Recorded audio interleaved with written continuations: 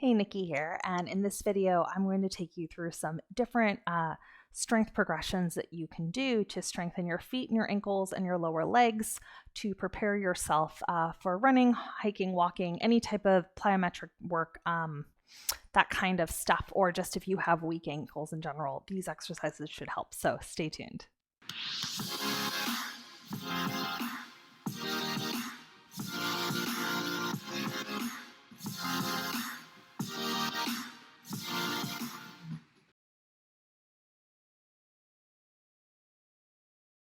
Okay, let's get into it. I'm being assisted by my dog today. It just felt right to dress her up like candy corn. You understand, yes? So I've got a bunch of props here. You may not have all of these, but you probably have some similar things. And depending on where you are in terms of lower leg, foot, and ankle strength, some of these, I'm going to teach these to you in progressions. So the first thing that you can do, because a lot of the time when we have foot and ankle pain, it's really just that our feet roll out a lot. We don't have good push off or control all the way through or mobility. So good old-fashioned calf raises can actually do a lot for you on that. So I'm going to show you sort of the basic setup, and then I'm going to show you how to layer in some challenge, and then I'll show you another strength exercise or two that will also help. So I love a block or a ball between the lower legs to help. And then if you have a chair or a wall, you can do that. But I wanted you to be able to see both my front and my side view. So I'm going to demo with a pole. Just know that you could use the wall for balance instead of a pole. This just lets me set myself up. So what you're going to do is set the block up between your lower legs. Feet are going to point forward. Hand can be on the hip or wherever you want. And then you're just going to start to see, can you, without swishing the pelvis forward first, keeping your body in a straight line. So I almost think about my thigh bones being back. Start to lift your legs without losing your block, keeping the big toes grounded. It's surprisingly hard. And then lowering the heels down super, super slow. So try that a few times. If you are doing these for, say, your homework or in real time for exercises, I would think about doing up to, say, 10 of them, even 2 times a day. Great thing to do before your run or before, say, your HIIT class or your boot camp class if you know you're going to be jumping. So what I want you to notice here is I'm not swishing my pelvis forward. I'm keeping my back line really long, and I'm almost thinking about sending my thigh bones back.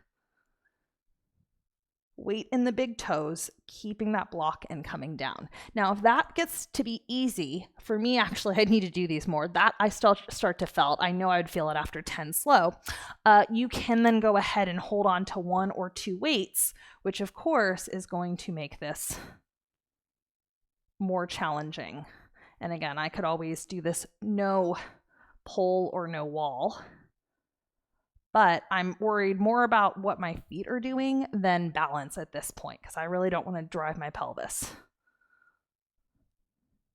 forward. I want to try to stay in a really straight line. So that's a way to make it trickier. Okay, so as much as I love Charlie, she has been sent upstairs because she kept walking in front of my feet. So let's continue on with that next progression. Yes? So what you're going to do for this next one is you can actually make it more challenging by increasing the range of motion if you put your feet up on a rolled up towel, or you could even use like a staircase or a box or some sort of ledge. So it's the exact same idea. You will put your toes on, try to get your feet to face forward.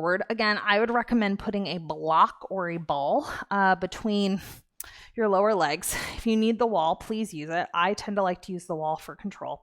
And it's the same rules that we just did, where you're going to lift your heels up, try to keep weight across all 10 toes, big toes and baby toes, so the whole forefoot, and then lowering down really, really slow. And again, and I'm trying not to thrust my pelvis forward, so lifting it up and then lowering it down. So again, if you get really good at that, you can grab your trusty weight or 2, and this will make it more challenging. So if I was going to put this into progression, maybe I would just do 10 of these with or without the weight, really slow with my feet flat. And then I might do 10 more for good measure with my heels down for increased range of motion or challenge. So then once you've done that and you're really good at it, what you can do is switch to more of a single leg situation. So hopefully this is starting to seem really obvious how these progressions go. So again, you don't need to use the pole or the chair or the wall for balance, but you can. And what you can do, let me see here. Yeah, is you can now stagger the legs. You'll see how I did that. I still have the block as a placeholder if I want it, or a ball. And same thing now, but now it's going to be a little bit more work on the front leg going up and down. And the reason why I like these is it's an intermediary between going from 2 legs to single leg, which is actually harder than it sounds. So it'll look like this. And again, if you want to add challenge, all you got to do is grab the weight, and then you would repeat that on the other side.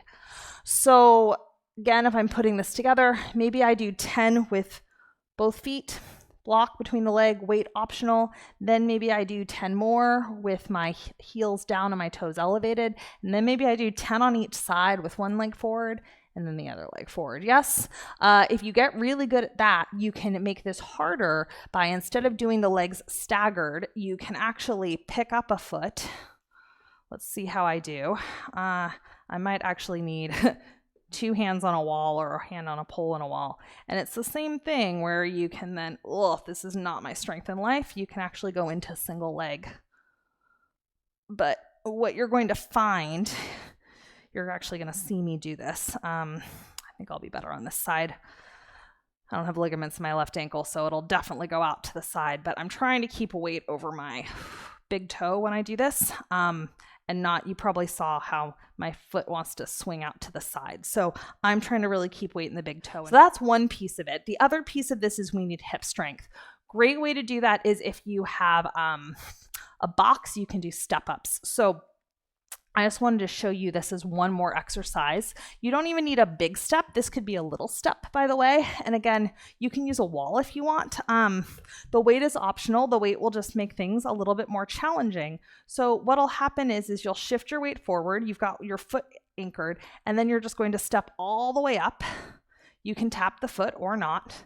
And then here's the trick. You want to come back down with control, and then step back up again, trying not to shift your pelvis. So those are all different strength progressions that you can do to strengthen your lower legs and the muscles all the way through the hips to prepare your body for running, hiking, jumping, and a lot of the time that will decrease ankle and foot pain when you do those exercises. So I hope you found that tutorial helpful. If you like this video and you haven't already done so, I'd invite you to subscribe to my channel. I try to put out new videos every week.